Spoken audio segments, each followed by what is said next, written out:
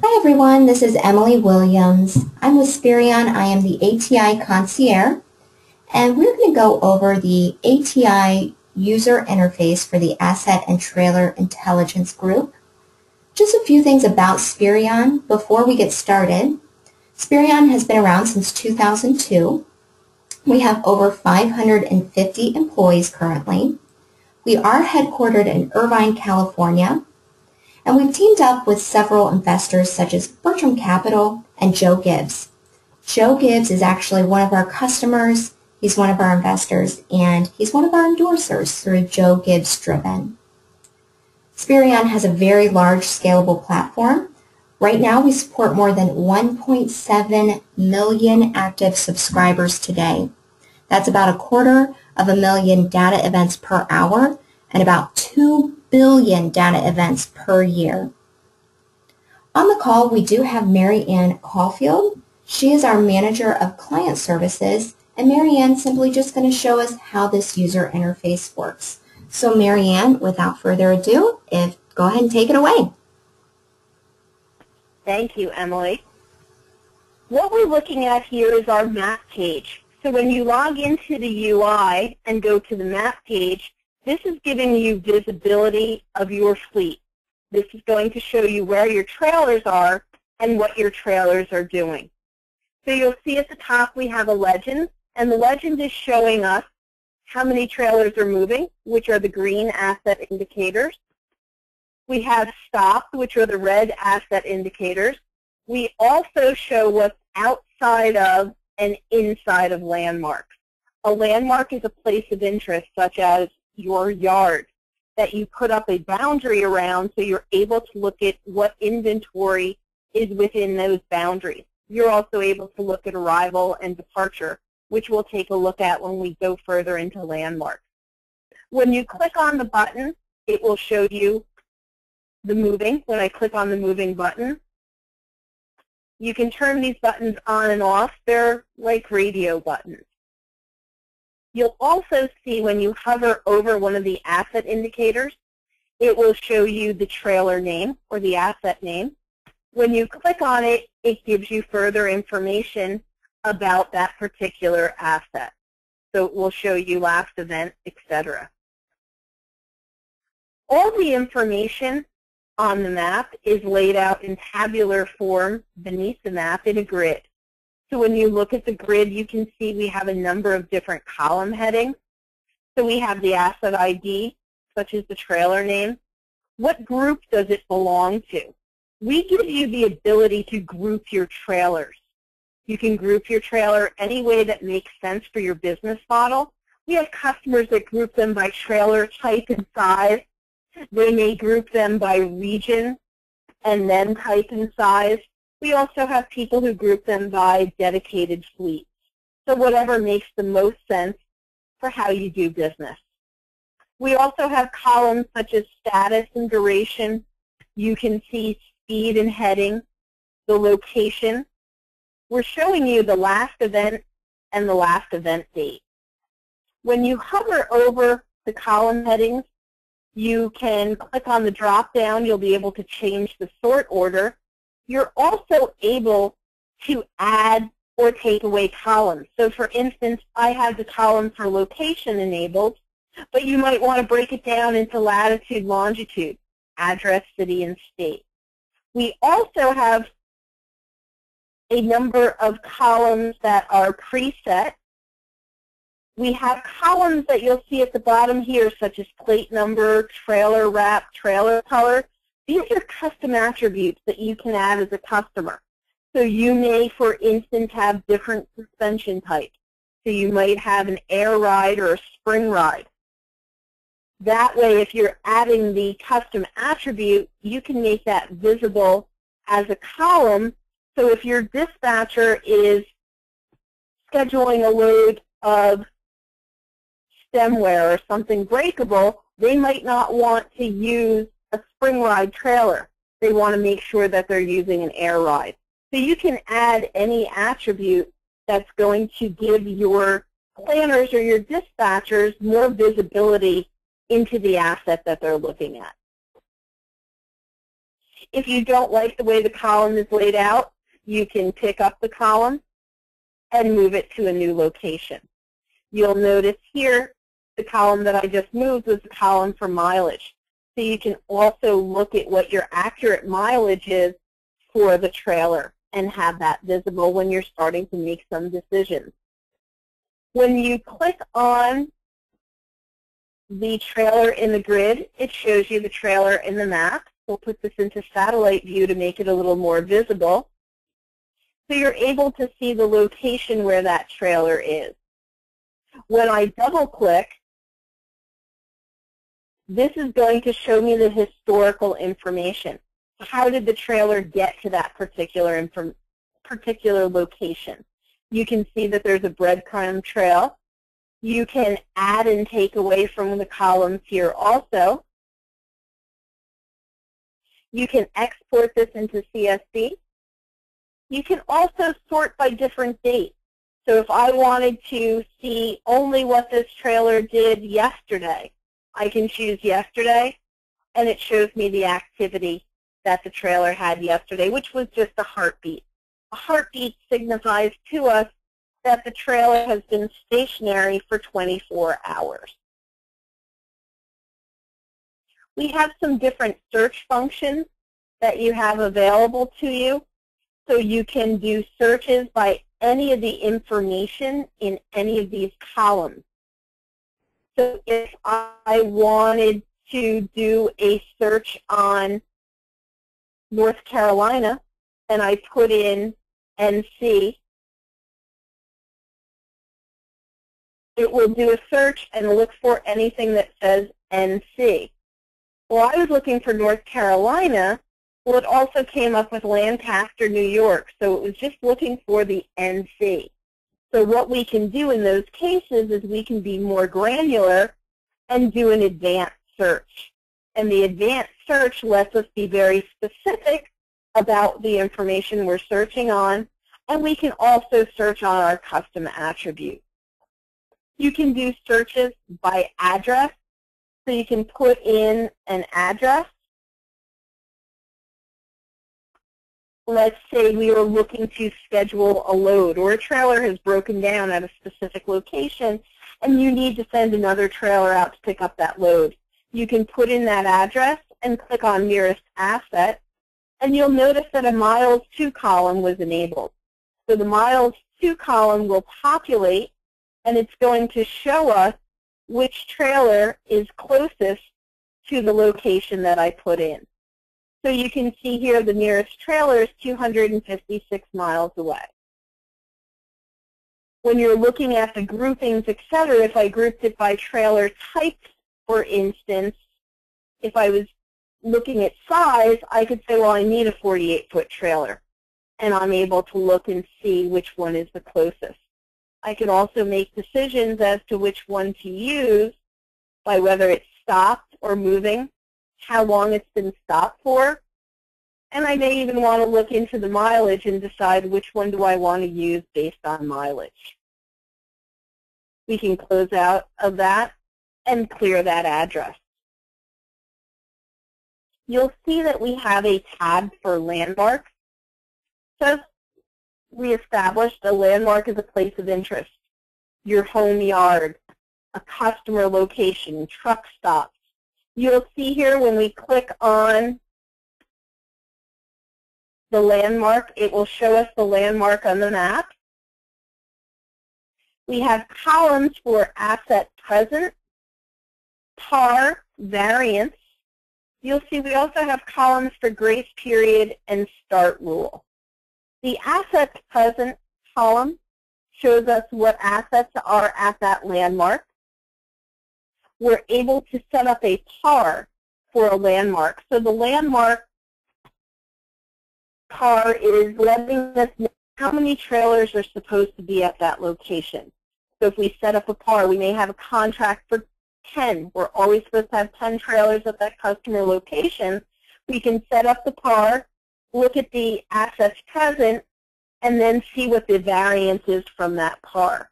We can also be alerted on that variance and run a report on the variance so we can see if we are being consistent with keeping up to our PAR. The grace period and the start rule pertain to detention. You may be very interested in how to handle your detention and doing it in a manual way right now.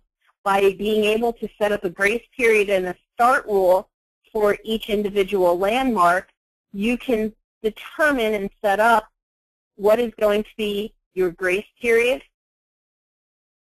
based on days or hours and/or hours, and you can choose when that detention rule starts. Is it going to start the moment the asset arrives, or is it going to start at 12 a.m. the day after the asset arrives? So if you're doing a drop and hook, for instance, you may want to give them a 2-day grace period and have that grace period start at 12 a.m. So if the trailer is dropped off at 4 o'clock on Wednesday, the clock starts ticking at 12:01 Thursday morning. And you can set up your individual PARs for each landmark and your grace period and your detention start rules. When there are trailers at the location, you can double-click, and it will show you the landmark, what trailers are there, how long they arrived there, how long they've been there, and when that trailer arrived. We can also set that information up in report form. So if the first thing you do every morning is come in and look at your yard and do a yard check, you're able to set up that report to have it come automatically, or you can run the report immediately. So that report will show you the assets that are at the location. So you'll see your landmark group. It will show you the asset and when it arrived and how long it's been there. As you know, when you're doing a yard check physically, you're having someone walk around the yard and count trailers. They're often inaccurate by the time that data comes in through the door. So by setting up this report and scheduling it for specific times, you know that that information is going to be accurate once you open up that email. So you can schedule those reports or any of our reports to come how often you need them and to send them to the appropriate person within your organization. So the map page is giving you visibility to your trailers. Where is my fleet? What are they doing? Where are they and how did they get there? So you're looking at your breadcrumb trails. By setting up alerts, we're giving you visibility to situational awareness. So you're able to set up that variance alert. We talked about PAR. So we may have a PAR of 10 for a specific location. I want to know if the PAR is varied by, let's say, 2. You can choose your variance. You'll choose your landmark or have it to all your landmarks. And then you can choose your correct distribution list. So this way you're choosing the landmark and setting up the distribution list and having those alerts go only to the people that need to act upon that information. You're not going to bombard or overload anybody's email. You can set up inactivity alerts. So you may want to know when specific trailers have been inactive for a certain amount of time. You can base that on days or hours or minutes. So for instance, you may have some high value loads and the driver is not supposed to stop for longer than an hour time period. You can set up that notification and be notified on that. Other alerts we have are the landmark arrival and departure. So you can be notified when a trailer has arrived and or departed from one of your landmarks. You may have an inkling that your customer is using your trailers. So a good way to be aware of that is by setting up your landmark arrival departure, and you can be notified when that trailer has arrived and if it's left the landmark. You'll notice over here we have our validity period. The validity period allows you to choose what days and time this alert should be set up for. So let's say you have trailers at a drop yard, and you don't need to be notified if it's left Monday through Friday. But Saturday and Sunday, those trailers definitely shouldn't leave that drop yard. You can choose to be notified only on Saturday and Sunday, and that way if the trailer leaves that location, you'll be aware that someone is using that trailer when they shouldn't be.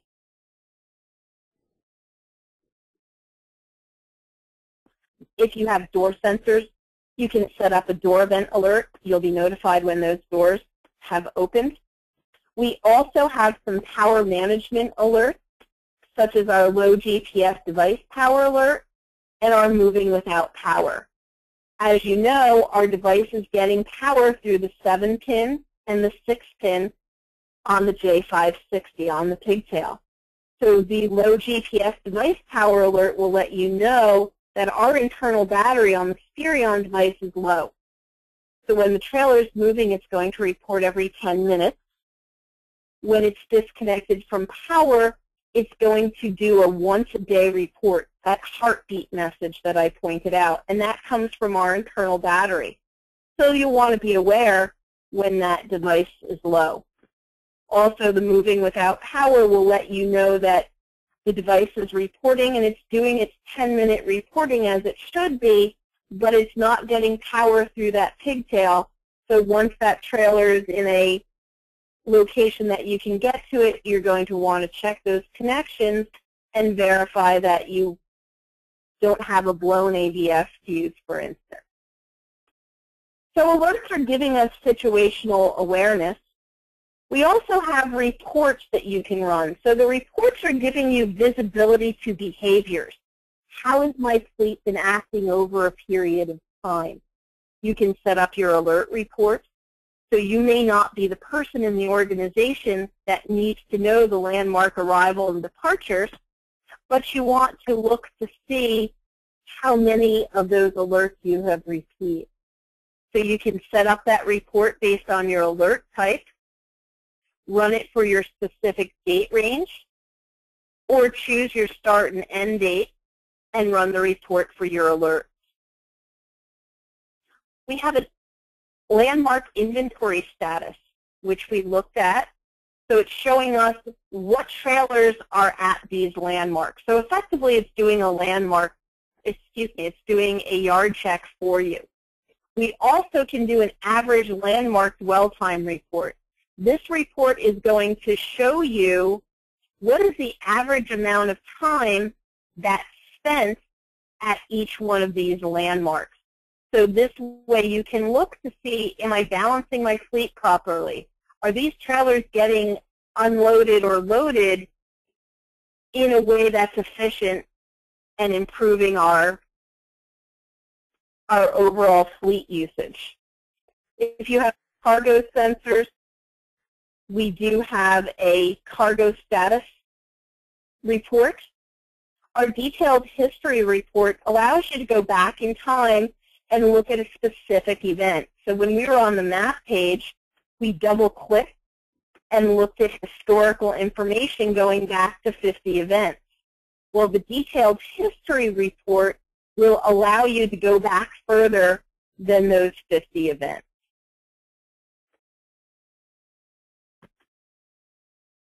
The detention billing report will allow you to look at the percentage of the detention time that has been used.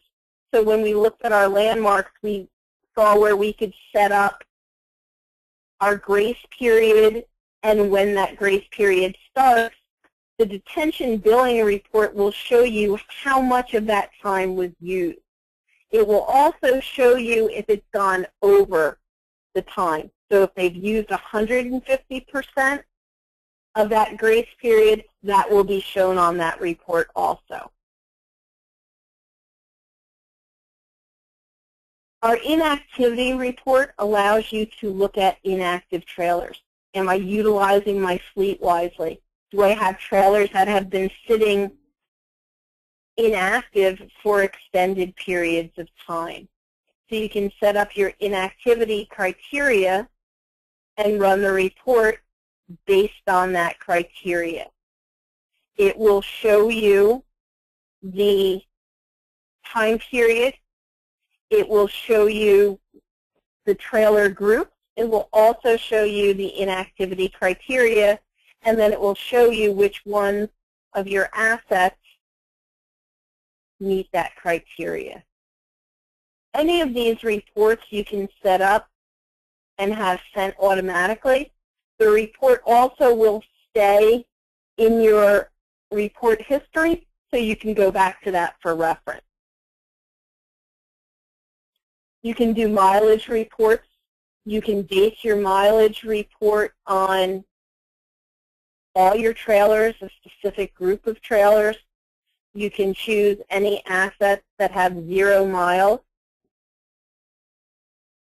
When you run the mileage report, it's going to show you the mileage, and it will all for the time period, and it will show you the mileage that's total accumulated. When you're doing your installations, if you have hubometers currently, you can add that hub time and have the mileage cumulative from the GPS track and the hub time, or you can start at 0 and see only the GPS tracked mileage. What's nice with our reporting is that we're giving you visibility to the history back to the date of installation. Most companies don't do that. So when you're looking at a mileage report, for instance, and running that mileage report, you can go in and run it based on the month of June 2014, and then go back and look at what you did in January 2014 and see what that information is and start doing comparisons. So being able to go back to the date of installation is really powerful. So you're able to go through, see how you've improved, see where your numbers are, and see what changes you need to make. Our outside landmark report will give you visibility to any of the assets that are outside of a landmark. Just like the landmark inventory report, the outside landmark report can be set up to come to you automatically. So if you wanted to see your entire fleet, you would want to set up these 2 reports and have them come to you at the same time, so you can schedule those. The stop report, you may be concerned about your driver stopping for too long. Why did they stop in such a location? You may have that trailer that should never be stopping unless the driver's stopping for lunch, etc. So you can run the report, base it on your criteria for stops, base it on our preset date ranges, or set up your own date range on that report. Utilization summary is going to give you visibility to how you've been using your fleet. So it will show you the stop times, moving time. It'll show you distance and trips.